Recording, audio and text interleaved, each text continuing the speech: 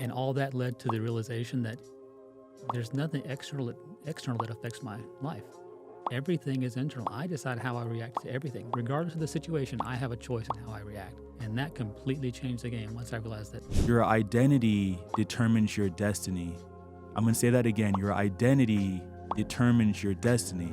Hey, welcome. We are back with another episode of Nova versus a Machine. And here at Nova versus a Machine, we like to talk about different things, including technology, emotional intelligence, and creative expression. In this episode here, we're going to be talking primarily about emotional intelligence, growth, and I got one of the perfect guests for you. Go ahead and introduce yourself to the people. Well, first I want to say I'm thrilled to be here. We had so much fun the last time. It's good to actually do kind of an official one this time. Yeah, absolutely. That was so cool how we did that impromptu thing last night. It worked out really well. It was real special. But my name is Brad Sharp. I've lived here in Frisco for about 17 years, and over the last couple of years really gotten involved in personal transformations and growth. And so I created an organization called Sierra Mind that helps people do the same thing that I did, learning how to make yourself a little bit better and improve your life. And now I'm just going around sharing the good word with everybody.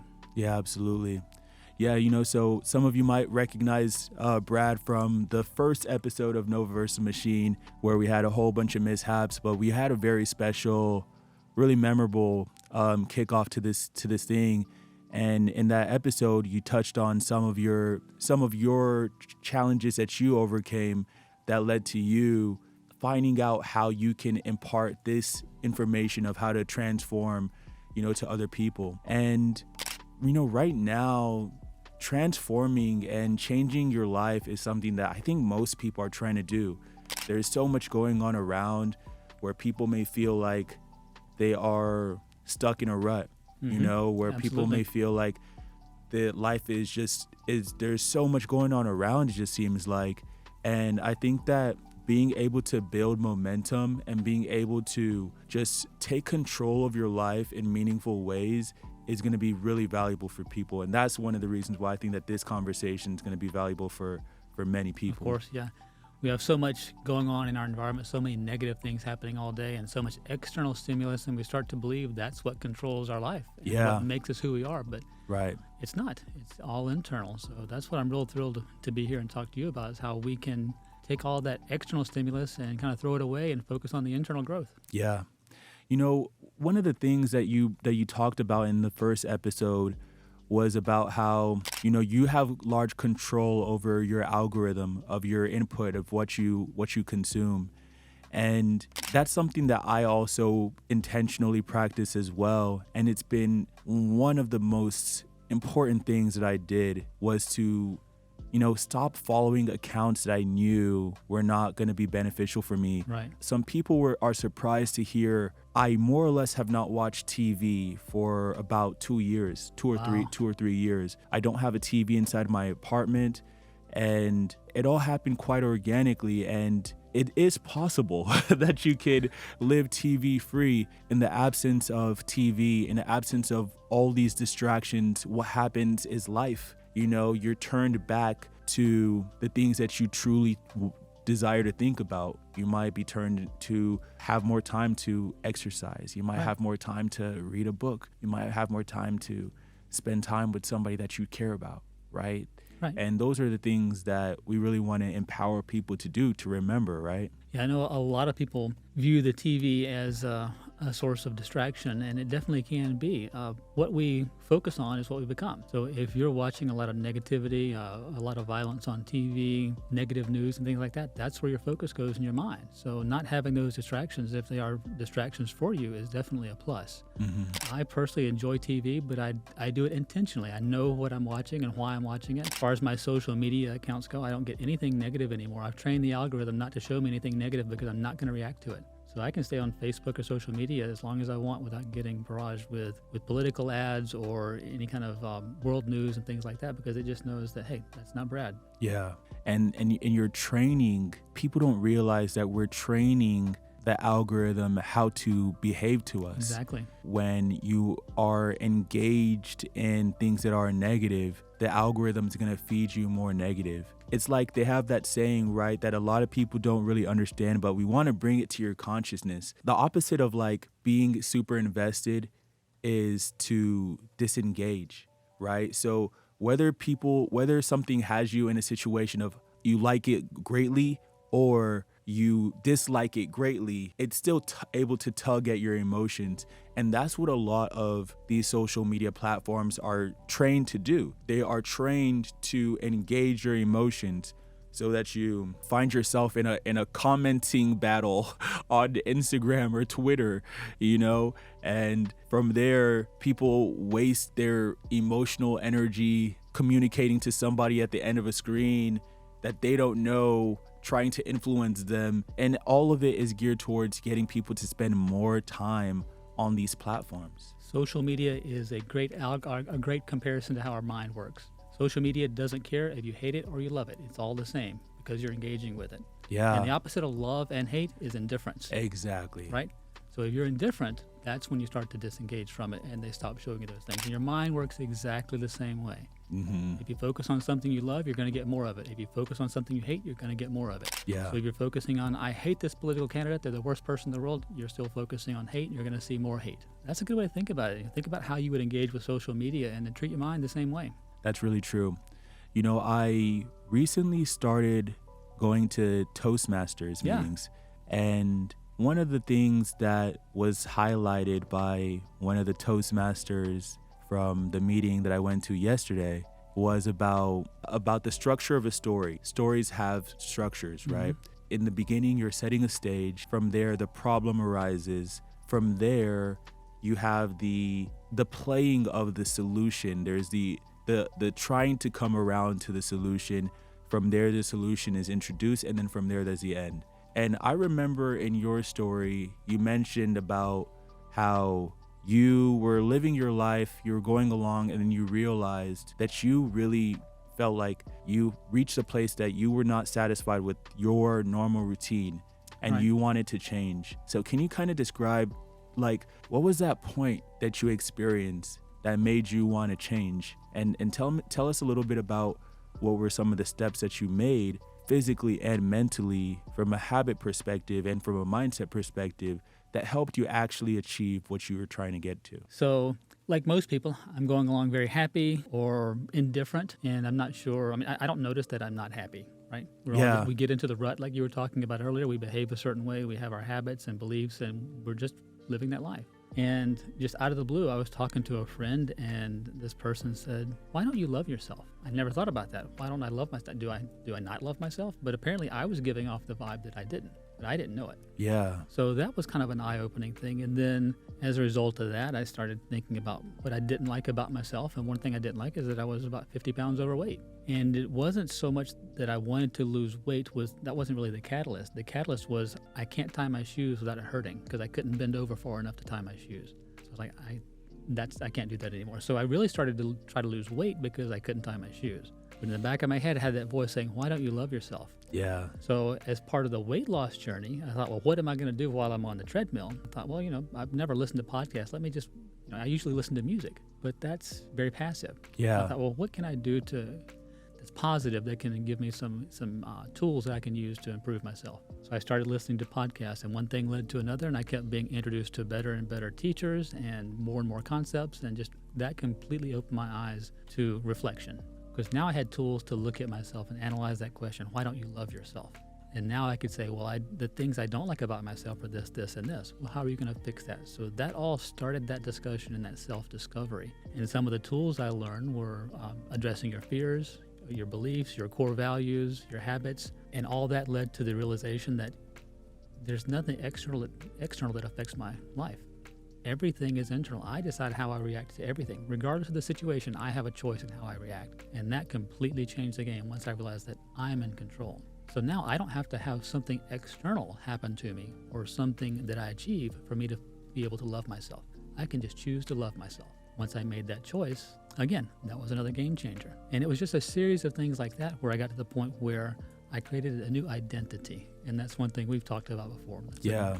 Very important is, what is your identity? So I created this new identity of this version of Brad who was happy, who felt successful, who felt empowered without justification, because I don't need external justification to feel important. And so I just created this new identity, this new persona, and I just became that. before I had all the things that most people would say they need to feel that way. Yeah, that's I right. just decided I'm going to feel that way, and then the things will come. And Yeah, they do. that's Because right. once you place your attention on something, the positive, you see more positive. Just like with social media. Yeah, you said a lot of things that really resonated with me. The word identity is one that to me it's the most important word in the dictionary, to be frank. And It is. the reason why is because your identity determines your destiny.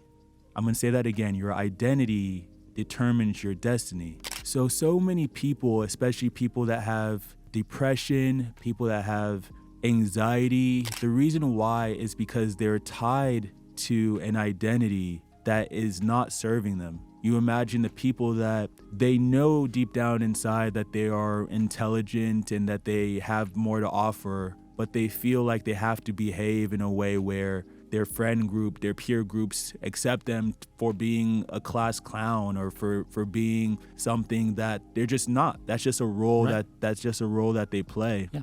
The story they've told themselves that they believe. That they And believe. they have to tell that story to continue to fit in. So that's Yeah. what they do. And we want to tell anybody that feels stuck in an identity, you have the power to change that. At any point in your life, you can wake up and say, I choose a different identity. You know, one of the sayings that came to my mind last week was, sometimes we hear people say, what is the legacy of your life? One of the things that came to my mind is, what if we think about what is the legacy of your day? What is the legacy of this day? This moment. This moment, right, is courageous. But every day somebody has the opportunity to wake up and go, I can live in the same identity as the past, or the legacy of this day is that I was courageous and I took a step forward. I placed one brick towards living the life that I truly desire. And once you shift your mentality, as you've described, Brad, once you've shifted your mentality in the right direction and you're able to start moving in the right direction, you are able to channel that word momentum. And when you reach momentum, you are suddenly in a place where the possibilities are limitless. You'll start to experience Right. that there isn't any limitations. You're creating momentum all the time, whether it's positive or negative. You can create negative momentum in your life, which keeps you in that rut, but you're choosing to create that momentum. So you're always creating the momentum. You get the choice. And you mentioned waking up every day and being able to live and create a legacy in that day. I have my what I call my daily point of attraction planner, which are 6 things that I do every morning to set up myself up for success for the day. So one thing I do is I review my wildly important goal. What's the one thing that I need to do today to propel my life forward? Then I decide, what is my identity today? Am I going to be someone? Do I need to be an achiever today? Do I need to be a caregiver today? What role do I need to play today to service myself and the people around me? And then what is my intention for today? That could be, my intention is to solve a problem, or my intention is just to be a good person, or my intention is to be there for a friend. And then what emotions do I need to have today to support all of that? So today I may need to be compassionate to support something. Today, another day, I may need to be courageous. And then how can I be of service today? How can I help someone else? And then finally I think of 3 things that I'm grateful for that day.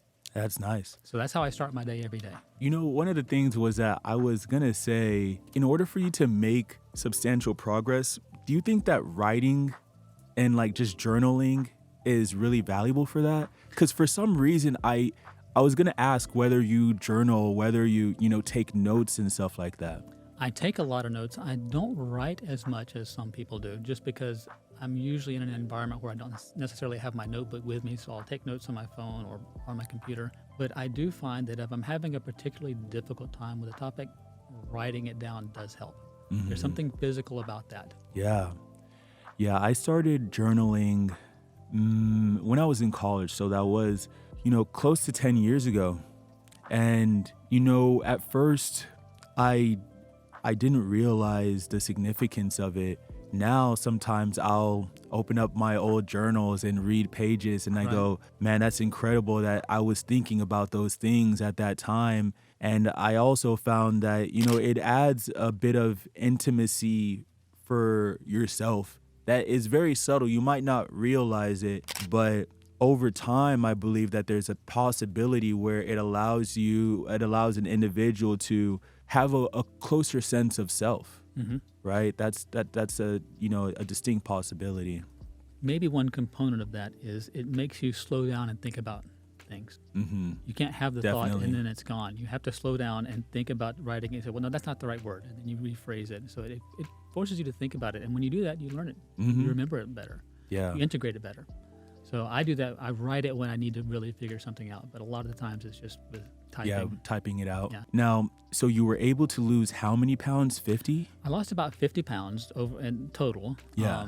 From my heaviest to my lowest. I've gained a little bit of it back, like 5 or 6 pounds, but I probably got too thin. So Mm-hmm. I'm right about where I want to be now, at about 160. Yeah, you look healthy right now. Yeah, thank you.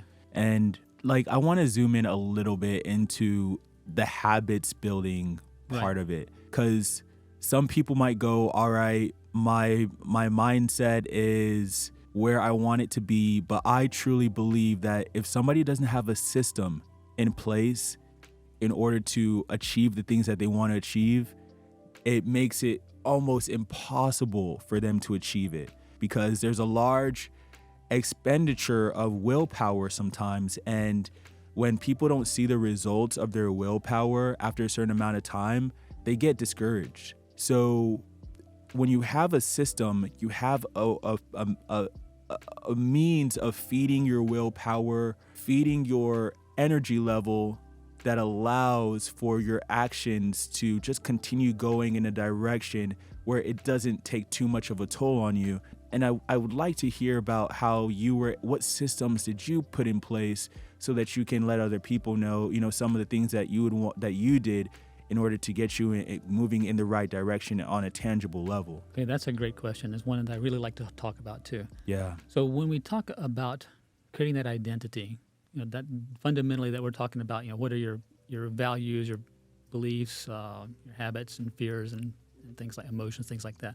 So when we talk about habits, your habits are stored in a part of the brain that is not accessible to the conscious mind, right? So you can't say, I'm going to change a habit and then decide to change a habit. The only way to replace a habit change a habit is replace it with a new habit that overwrites the old. So you can do cognitive things to start to overwrite that. So you can't just wake up one day and say, I'm tired of being overweight. I'm going to go on a diet and I'm going to do these external things and I'm going to lose weight. When you don't really believe it inside, you're not the identity of that person. So when we talk about habits, I like to start to talk about your core values first, because anything you do has to align with your core values. And those are your non-negotiables. That's how you feel about yourself and the world around you. Those are your fundamental beliefs that guide and motivate everything you do. And then we start talking about the beliefs. And the beliefs are things you interpret based on your environment. So I may have my core value that I value being healthy. That's a core value.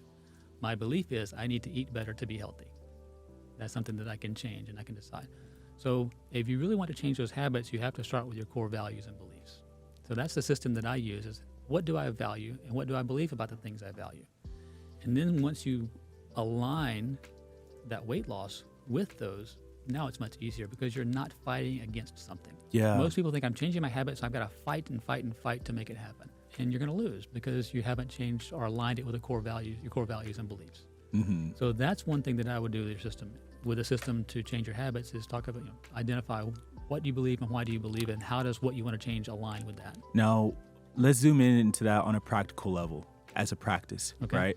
So I remember for myself personally, I wanted to lose some weight, but I love crumble cookies.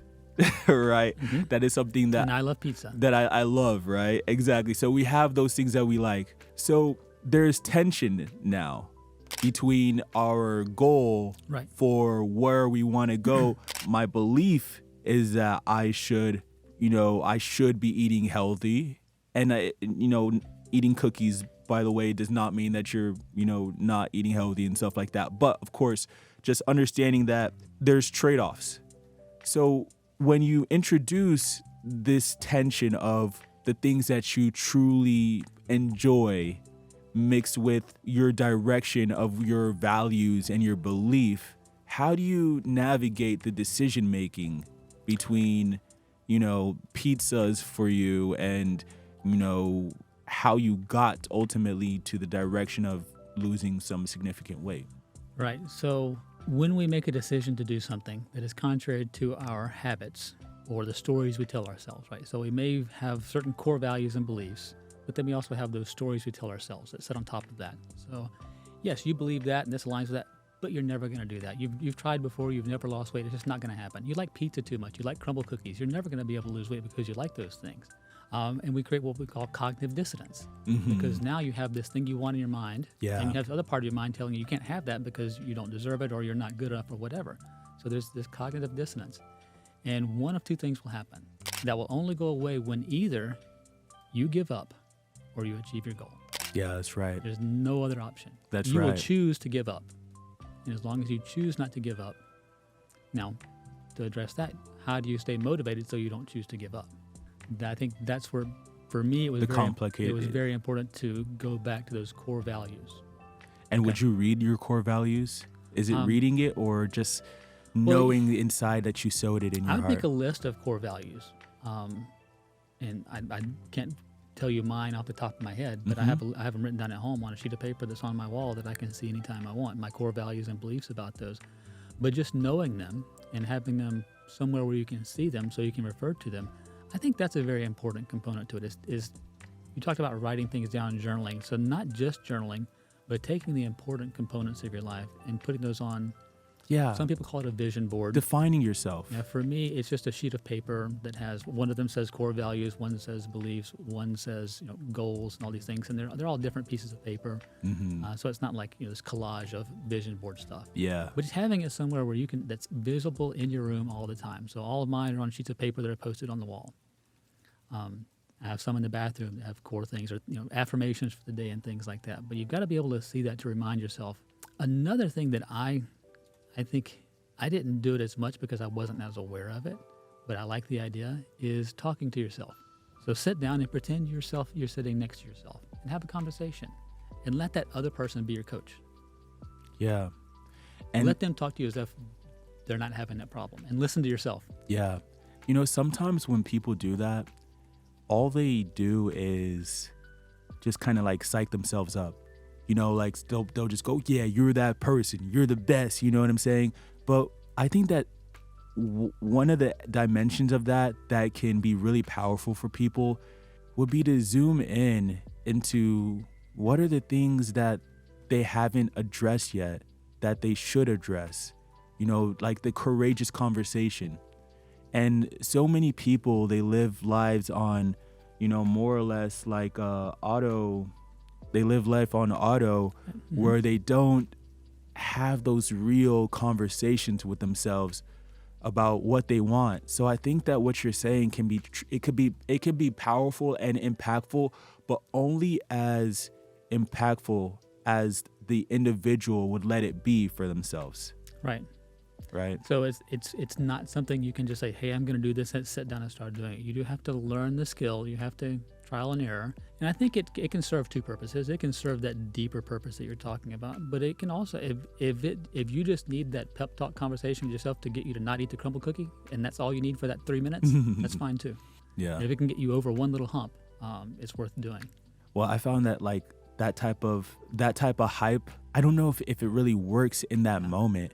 I think that what overrides desire is momentum. I recently started the 75 hard challenge at the top of this month. And for people that don't know what 75 hard is, it's a challenge that was invented by, I believe the gentleman's name is like Andrew Huberman, and it consists of doing 2 workouts a day, adhering to some form of a diet, no alcohol, reading 10 pages a day, and drinking about a gallon of water.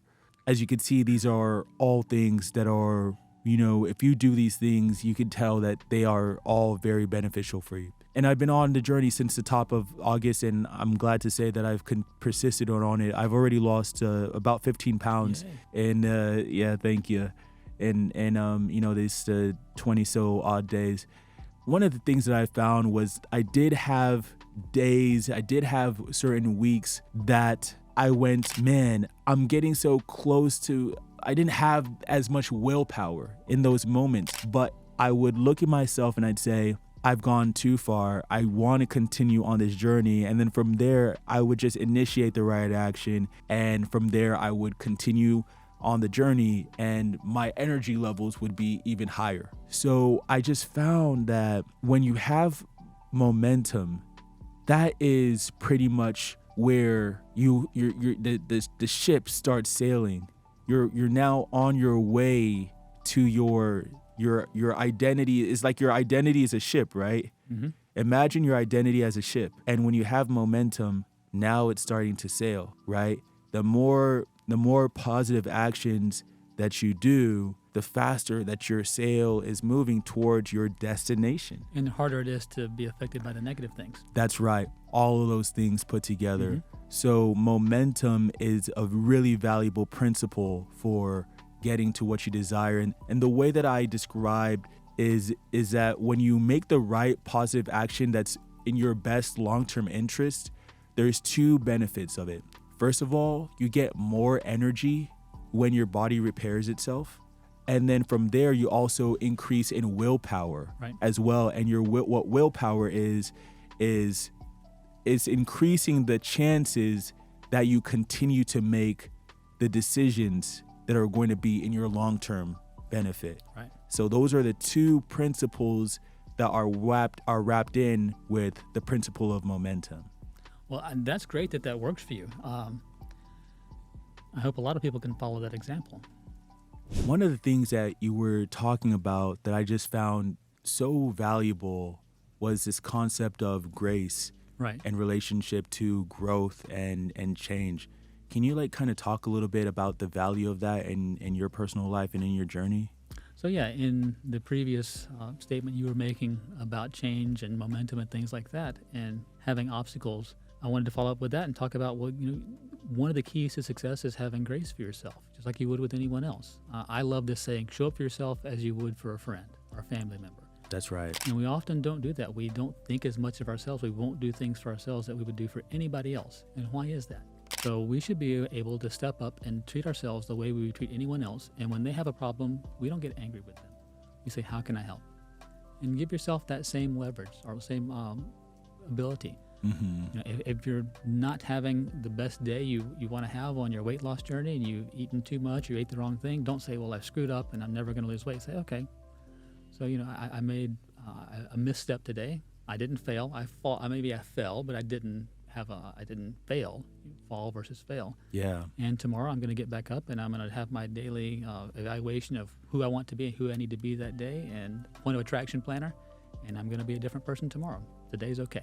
Yeah, that's really special because for a couple of different reasons. Actually, earlier in the week, I was talking to a mathematician and software engineer extraordinaire. He's somebody that I work with as a software engineer, Michael Perry. He's a brilliant guy. And one of the concepts that he always talks about is this word called immutability. And immutability is just the understanding that whatever happened in the past, you can't change it. Mm-hmm.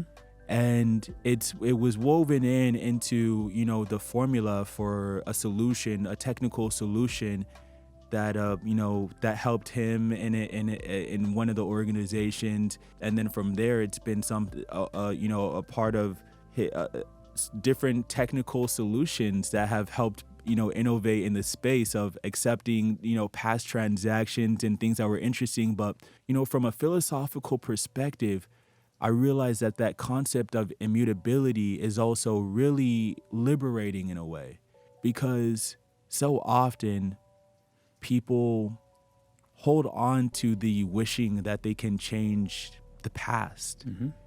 And when you truly just take a step to go, whatever happened in the past is unchangeable. Right. It's immutable. Mm-hmm. But I have this now, this time here, and I have the power to be able to do something with it. Now you're taking back control. You're taking back the energy and bringing it back to where it belongs. Right. Right. And so many people, they ruminate on the past and it drains their energy and they're not able to do what's in front of them. So I agree. Actually, And the course that I'm planning on releasing sometime soon, it's called Decision Making Mastery. And the core of the course is really sharing models of decision making. Okay. Because of course, when people read and experience different, whether it be podcasts, one of the core reasons why people read is to be able to assimilate new models for making decisions. Right. So what the course presents is some of the most valuable decision-making models that I've come across, so that it's a shortcut. Instead of needing to read all the different books and stuff like that, you can just have directly, here is the model of decision-making that you can practice for the day or for the week or, Right. or for your life. So now, and the very, very first video that I made for this course, or that I put out, I'd already been making content for it, but the first one that I put out regarding this course was the essence of forgiving yourself, being able to accept the fact that you are going to make mistakes, but you need to be able to give yourself grace, Right. so that you don't beat yourself up when you make a mistake. Because at the end of the day, it is a journey to get to where you want to get to. I know that I've been on, my development journey for a long time, and there are things that where I'm at right now, I couldn't have known that I would actually be able to get there. Right. But I was, because I had this vision of where I wanted to be, and because my heart was so connected to that vision, the things that are obstacles, while they might take me time, eventually they drop off, right? And that's the thing that people need to understand, is that on the journey of getting to the destination, whether it be your fitness journey, whether it be, some people, they get too angry and they want to not be hotheads all the time. Some people, it may be that no matter what it may be, you're on a journey. Give yourself the grace that you need in order for you to keep on going. Right. And so you said so many things there, so much to unpack. I'm sure I'm going to forget most of what I'd like to respond to that with. But I love the recognition of the immutability piece of it, that the past can't be changed. It's important to stay in the present. That's one thing we should probably talk about, is the importance of being present. You can't change the past, and you can't predict the future, but you can do things now that lead to the future that you want. So the only time that exists is this moment. Anything you've done in the past, this is a way of giving yourself grace, and it's a way that I got through some of my trauma that I was evaluating as I was going through my transformation, is give yourself grace by saying, I made the only decision I could have made at that moment with the information I had available. I would do it differently now, but now I have more information. So don't say, well, I should have done it differently based on what I know now, because you can't change that. So give yourself the grace to say, okay, I made that mistake, what I would consider a mistake now. At that time, I thought it was the best decision. And I think we have to be careful when we start talking about forgiveness, because if we're forgiving somebody because we feel we should have done it differently with information we had available, and we didn't have that information available, that can be kind of dangerous, because we're taking responsibility for the past in a negative way. If we're forgiving them because if we're forgiving ourselves for that, and then the result is forgiving them as well, but we're not just forgiving them and holding ourselves responsible. That's where the danger comes, is when we forgive them but we still feel responsible for it. Yeah, big time. You have to forgive both at the same time. That's where forgiveness really works. Yeah. And often when we forgive someone, sometimes we can do them a disservice, because now we're giving them, we're blaming them for that decision that they only had a certain amount of information available for. We should just say, hey, the past is the past. Right. No need for forgiveness. Once again, immutable. Exactly. We can't handle. We're moving forward. We can't handle the past. Yeah. Is done. Yeah, absolutely. When you think about the term forgiveness, one of the quotes that come to my mind is like, when you harbor anger, it's like, drinking poison and expecting the other person to get sick. Exactly. There's a lot of people that they can't make progress in their life right now because they're holding on to some form of anger. They're holding on to some sort of regret. They're holding on to some sort of memory that's programming their their belief, their identity, all of those things, instead of taking control of it and defining it in a way that will help them get to the destination that they truly desire. Instead, they can't detach themselves from some sort of story or moment that they're staying a prison to. That's a very good point, because one of the things that is important for change is detachment. Caring about what other people think is a form of attachment. We're attached to what we want them to believe about something that happened, right? So when we can detach from that, then we can be in the moment. We can make better decisions. We can move forward. So I'm glad you brought that up. And I think detachment is, so there's detachment there's actually unattachment is really what I'm talking about. There's unattachment and detachment. Detachment is like I'm just completely separated from the situation. Yeah. And so that would be like somebody that I don't really know Aloof. well. Yeah, they've done something, forget about them. Right? Mm-hmm. But unattachment could be like, a spouse or somebody. So I love them and I care for them, and it's important to me how they feel. But at the same time, I'm not going to base my feeling about how they feel on whether they feel good or not. I'm unattached, but I still care. Yeah. Wow, that's brilliant. I haven't heard that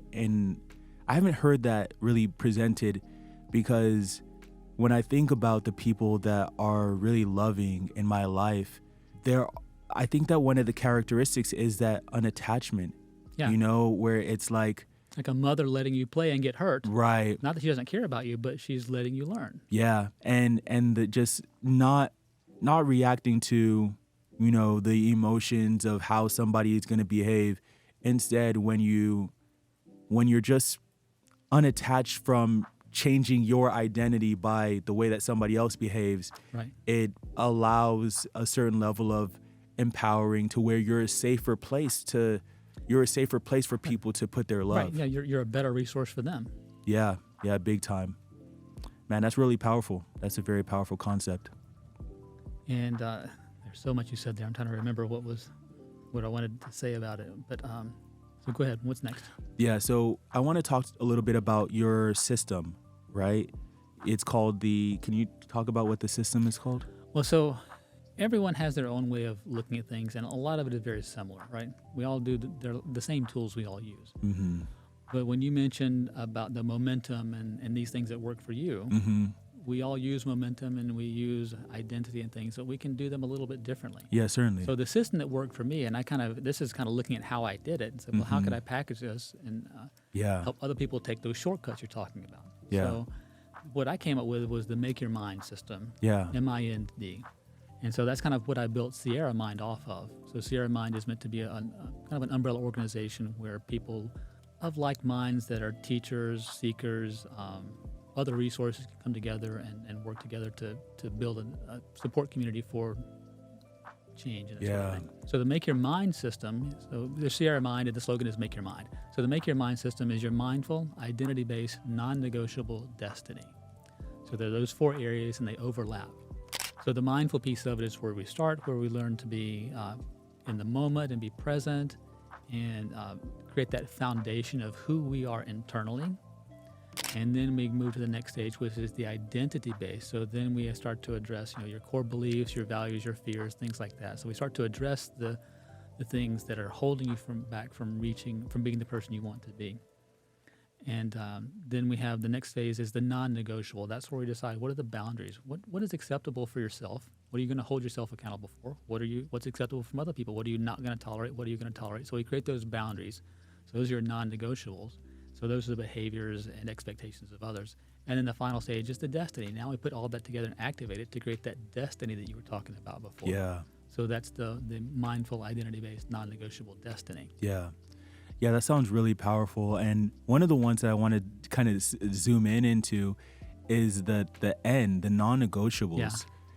And, I feel like we live in a culture now where people say, like, there's a lot of, like, fake non-negotiables. Yeah, we talk about that. Where people go, you are a king, you're a queen, you can't, let anybody treat you, know your worth. There's all of these sayings that get thrown around so much in the cultural zeitgeist. So inauthentic. It is very inauthentic. But I do think that, when you place non-negotiables for the outside world and for the inside world for yourself, that is very healthy. What so many people try to do is they try to put non-negotiables on the outside world without putting non-negotiables on the inside world, and it just doesn't work. Well, they're all, even the non-negotiables for the external components are internal, right? So we talked about Facebook earlier, or social media, and how the negativity can affect you. So when you put a non-negotiable, like, I'm not going to let this person affect me, well, you just stop engaging. You don't have to go and say, hey, you're a non-negotiable now, I'm not going to engage with you. Yeah. You can that's an internal boundary that you set up. So I'm not going to engage with that person on social media. If they get into an argument, I'm not going to comment on that thing. So there you're affecting an external stimulus by not engaging internally. That's right. Yeah, I think that with just highlighting the importance of the internal setting non-negotiables, I remember for somebody that he's a really popular content maker, he was saying, for some people that are seeking to find a relationship with a significant other, that it would be of value for them to decide for themselves, what are the characteristics that they would not want for that person to have. And then from there also define for themselves what are the characteristics that they need to have in order for them to be able to attract that type of person. And I think that also in that same way, in our personal life, in our journey to getting whatever people want in life, there needs to be an understanding of, let's say if I'm trying to raise funds for venture capitalist funds for my startup company, right? Mm-hmm. It's a value that you have a understanding of what your valuation is for your product. You need to have a concrete valuation. You need to understand your value. What your value is. Otherwise, somebody on the outside may say, hey, we'll give you, $50K for, 30%. You know what I'm saying? They don't understand the value if you don't understand what the value is. So it's important to have that understanding of what the value is. And then from there, you also have to understand, in order for you to achieve and to truly get those things that you want, you have to know what type of person you need to become in order for you to be able to get that thing. And that's the bridging of the gap that leads you in the direction of being able to feel fulfilled. Yeah, so I didn't say this earlier, but that's part of the evaluation process when you want to change something is, what do I want to change? And then what skills and knowledge do I need to make that, to be that thing that I want to achieve? It's not enough just to visualize it, say I'm going to be that. Right. You'll eventually get there because you will start to learn those skills. Yeah. So you can be proactive and say, okay, what are the skills and knowledge that I need to? Yeah. So it's very important. I think you got to be careful when you start saying, these are the things I don't want, because your mind doesn't hear don't. I don't want to drive an old car forever. Well, your mind's gonna say, oh, I heard you say old car, so we're gonna focus on old cars. Yeah. So it's much better to say, okay, these are the things I don't want. So I know what they are, but I'm not going to focus on not getting those things. I'm going to focus on getting the things I want, and then by default, those things won't happen. Yeah, that's right. So there's a guy I follow called Sadhguru. Yeah, Sadhguru. Yeah. And I love when he talks about happiness. I love what he says, that you can't create happiness. Happiness is a natural state of being. If you want to become happy, remove the things that are preventing you from being happy, and happiness happens as a consequence. Yeah. Man, that's impactful right there. That was one of the foundational pieces for me when I made my changes. Like, 'cause it's not about achieving that thing; it's about removing the obstacles, and the thing happens automatically. Yeah, whenever I talk to you, I get a sense of Zen. Like you, there's a lot of that in there. Yeah. You radiate Zen, and the things that we have inside of us, they also radiate outside of us. So I appreciate so much of what you're doing right now. Same to you, sir. Love having these conversations, and yeah, man, I really think there's going to be a lot of value for a lot of people. So, hey, you guys, I want to thank you for tuning in to another great conversation of Nova Versa Machine. And thank you, Brad, for coming. It's been my pleasure to be here. We look forward to having more of these, man. Hey, thank you very much. Cheers.